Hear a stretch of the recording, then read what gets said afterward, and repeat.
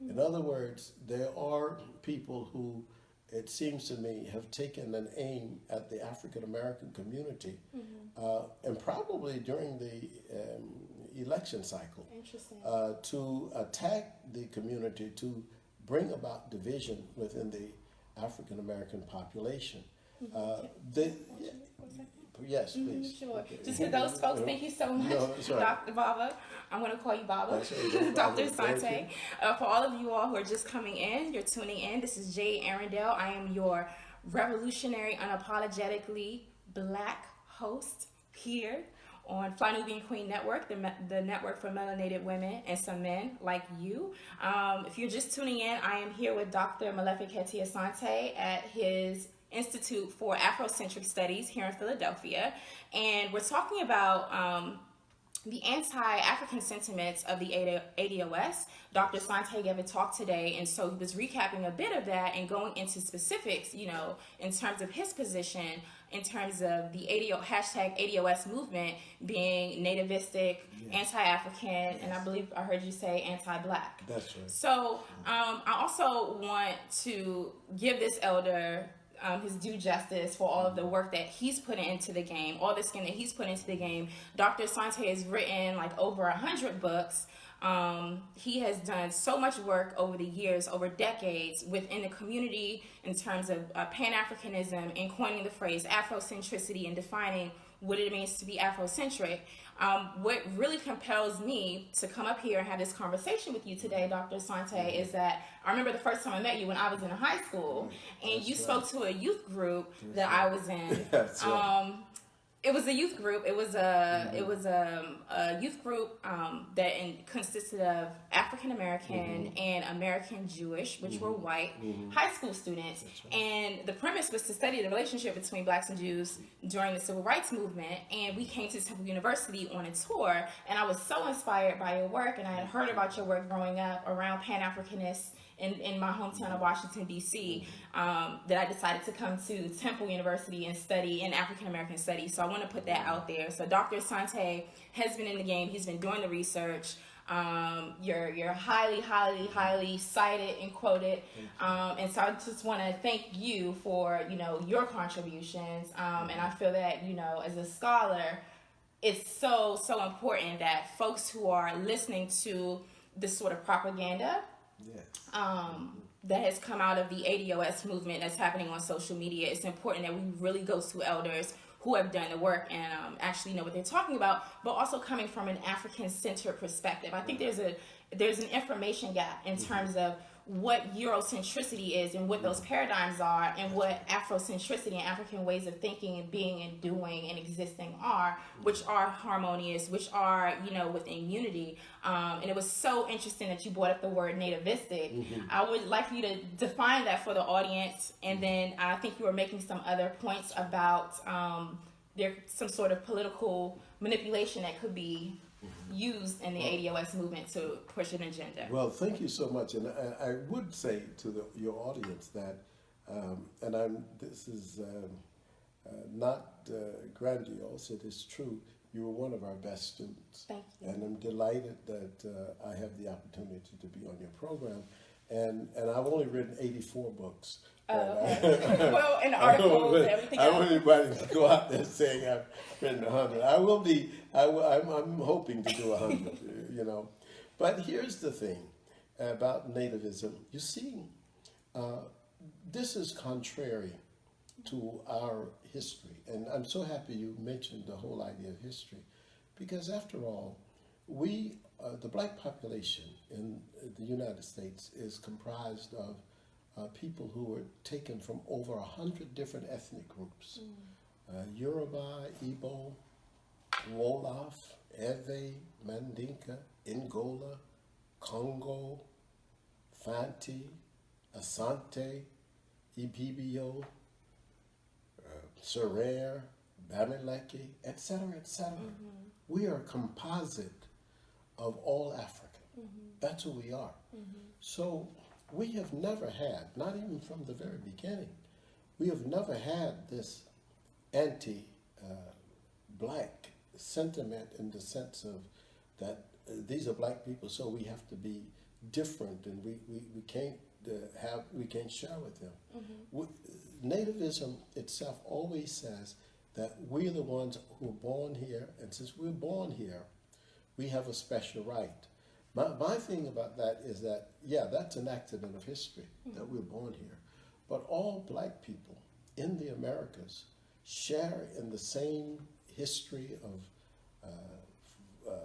brutality, enslavement, being used as chattels in the sense of property by people. So we can't necessarily go in the same direction that the reactionary whites are going in. And what this organization, ADOS, seems to be doing is really imitating the same rhetoric and the same ideas of the Trump administration, which is basically anti-immigrant. And so the attempt is to push African people, black people, African people in this country to the same position. This is quite divisive. And I think, I'm not sure, but I think that there are two elements to it. One is the reparations thing that they claim that they need to identify basically who's going to get paid, when in fact all of us should be paid, even the African nations. Cut the check. Yeah, that's right. Cut the check. No. Yep. And as an African born here in Georgia, I have the great sense that the nobility of the African American population is unquestioned. I don't question it. I don't think anybody can question what we have achieved and done. But by the same token, we've also achieved a great sense of grace, so that we have accepted and embraced all other African people. So the reparations thing is one. The other part is the election. I think that Senator Kamala Harris probably brought out the most negative aspects of this this assault by ADOS, mainly because of ethnicity, because of her father being Jamaican and her mother being Indian. This is why these Yvette Carnell and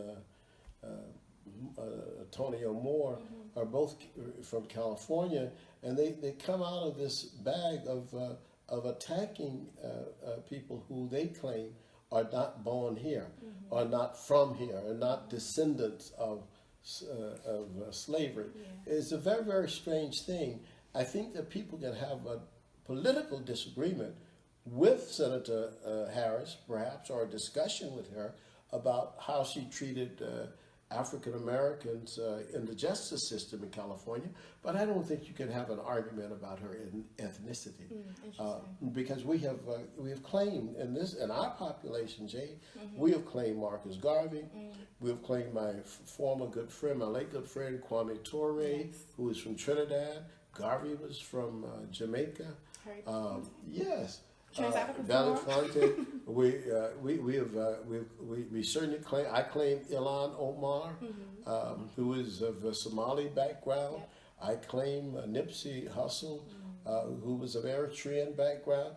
This is Black America. I mean, what are you talking about? Black America has always been the most progressive segment of the American population. I'm going to add a couple of things. Please. I want to say, hey everybody, thank you for tuning in. Yes, I'm here with Dr. Malefic Hetia Sante in Philadelphia.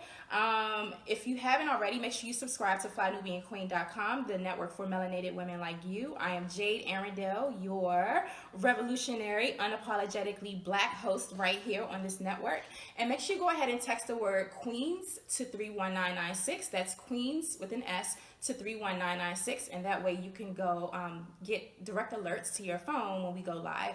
And make sure you visit flynubianmoney.com and flynubianbusiness.com so we can continue to be in the conversation of building cooperative Black economics. One thing I do want to respond to you. I have been hearing a lot of the discourse that has been coming out about our brothers and sisters of African descent from different parts of the diaspora. And some of those arguments about like when our folks who are coming from colonized countries are coming over to the United States, there is a sentiment of anti-Black American there is some contention there. Do you want to speak to that? Because I've experienced it. And I've probably also probably been perpetrated something unknowingly. Sure. And I always see those differences between us and our brothers and sisters from the diaspora in America as manifestations of our oppression. Well, you were perfectly right, and you certainly have an Afrocentric interpretation of that. It is a manifestation of oppression, and it's a manifestation of oppression on both sides. See, I always, and I spoke on this earlier today. I lived in Africa. I lived in Zimbabwe, and I visit Africa 3 or 4 times a year. So I recognize the tension that exists sometimes, but I think sometimes we bring tension as well. I mean, I'm pretty sure that sometimes people from the former colonies of Europe have some of the same baggage that we have in terms of how they look at other African people. The notion of divide and rule was fundamental to European doctrine. I mean, their whole doctrine was that's how you do. You split them up. You split up the Hutu and the Tutsi. You split up the Zulu and the Shona.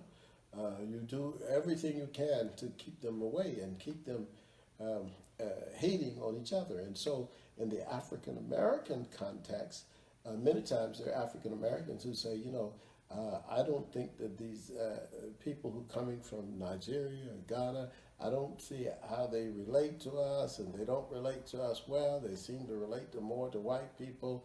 So I've heard this sentiment. Well, all of that has to do with colonial oppression. Yes. It has nothing to do with what is real.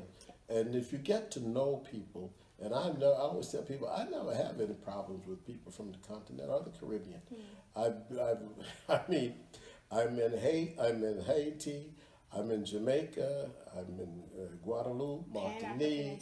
I'm total Pan-African. I'm comfortable in Barbados as I am in Colombia or Brazil.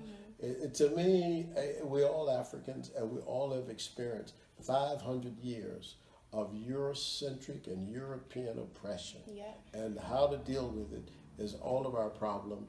And the 45 million black people who are here, I salute us, and I salute all of us in all of our different dimensions. Thank you. Thank you for saying that. And also, in case anyone is wondering, I too have multiple generations of lineage on all sides that I can really trace back from the United States of America. So, and I'm not even a 2nd or 3rd generation college student. I'm probably like a 5th generation, college graduate, and ancestry that goes back pre-1800s, and names of plantations, lots and lots of genealogy. I want to have a live discussion on that, but I also do want to speak to the education gap that comes out of, it's a manifestation of all of our oppression within the diaspora, but especially coming out of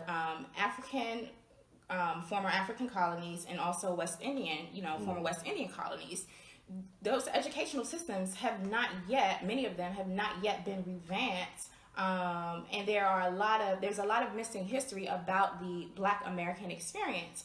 And so, can we really blame our brothers and sisters from the diaspora who are coming over here without a lot of knowledge about European slavery, and also a lack of knowledge that comes out of countries about their own colonization, because those things have been deliberately kept away from our people within schools all over the planet. Sure, you are perfectly right, Jade.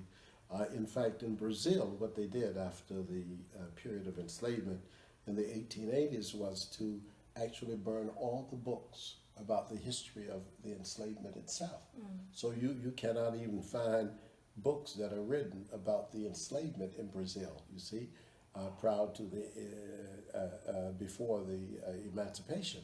And in Colombia, basically the same thing happened. They basically wiped out all of the information for the African people. So they don't know, but then we don't know. I mean, we just had a big debate here today about why is it that in these big cities in the U.S., we don't have African history or African American history taught in the public schools. And many of these schools are run by black people. So, so we're talking about the lack of consciousness and the lack of knowledge on all parts. Yeah. And I think that this is something that we will have to deal with. Absolutely. I have two more questions for you. I know you've been talking and teaching and doing everything all day, so I really do appreciate you for appreciate your time. I also want to say, hey everybody, thank you for tuning into FlyNubianQueen.com, the network for melanated women like you. Here with Dr. Malefi Keti Asante, who is a legend, and we're talking about the hashtag ADOS movement and anti-African sentiments, and Dr. Asante is setting people straight with the truth. A question that I have for you: can you name several of the most disturbing talking points or narratives that have come out of the hashtag ADOS movement? Well, the one that I think disturbs me the most is the notion that somehow the African Americans are the only blacks who have been Jim Crowed. Well, that is a specific thing. I mean, perhaps in Brazil they didn't call it Jim Crow. Maybe they called it something else. Maybe in Haiti when Mackendal and Bootman, later in Brazil, when they were fighting against the oppressive conditions that the French had laid upon them, maybe they called it some other kind of savagery. So these are common experiences. They're different in the sense that we have specific histories, but if you take the oppressive nature of white racial capitalist hierarchy and hegemony and domination, we are fighting the same battle. Fighting the same battle. Thank you. And what would you say about the movement for reparations here in America for people who are indigenous, black folks who are indigenous to America, I guess, over generations versus those within the diaspora? Well, I always say that my family also goes deep into Georgia, maybe 6 or 7 generations into Georgia. And so I'm particularly interested in that history, the history of the Africans in America, in these United States. However, I don't see that as separate from the entire reparations struggle. And this is why Cobra was so progressive when they started in 1987, because they saw reparations as an international activity. That the reparations should not just be for people in the United States, but for black people in Brazil, in Mexico, in Haiti. I mean, Haiti was totally robbed. Jamaica, or in the African continent itself. I mean, the nations that supplied Europe with its gold and copper to create the Industrial Revolution, all those nations were robbed not just of mineral resources, but of human resources. The reparations is not a specific thing to a particular nation. It is an international problem. And that's why the whole world should be engaged in this discourse. And it should not be a discourse just limited to, a small group of isolated nativistic African Americans claiming something that the people, for example, cannot claim or should not claim if they're in Argentina or in Brazil. I mean, I think that's not correct. Thank you. Thank you. All right. So, final question, Dr. Asante, Baba Asante, I'm going to call him Baba. What do you want us to do? What do you want the younger generation of people of African descent, black folks, to do moving forward to shift the narrative? But I think it's important. And let me just tell you why it's important for us to shift the narrative. And again, back to this issue, I guess it touched me because my wife is born in Costa Rica, and she is of she's African descent, and she has a Jamaican heritage, but she's black, and she sees herself as African American.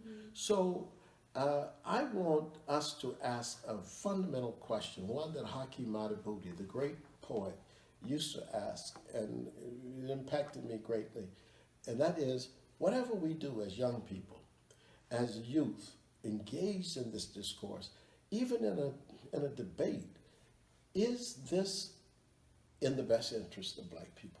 That's all you have to ask. If you answer that question, is this in the best interest of African or black people, then you will have a direction for the future. Okay. Okay. Thank you so much, Jay. Dr. Asante. Thank you all so much for tuning in. This is a conversation that's not going to end now. We'll continue to build unity. We'll continue to engage in discourse and do something that's progressive and forward moving for our community. So once again, I'm Jay Arundel, your revolutionary, unapologetically black host here at FlyNubianQueen.com, the network for melanated women like you.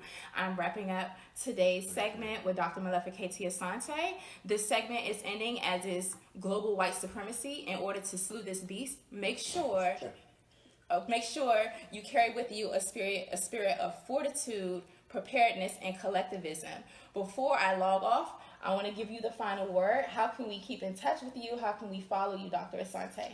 You can keep in touch with me by my Facebook and my Twitter accounts, but certainly my Facebook is probably the best. Okay. You can follow me at Father of Afrocentricity. Father of Afrocentricity. Is that on Instagram or is that Facebook? Facebook. Facebook, absolutely. So thank you so much. Thank you very much. I will be back. Thank you. And this is a beautiful space that you have. Thank you very much. All right, take care, you all. Thank you.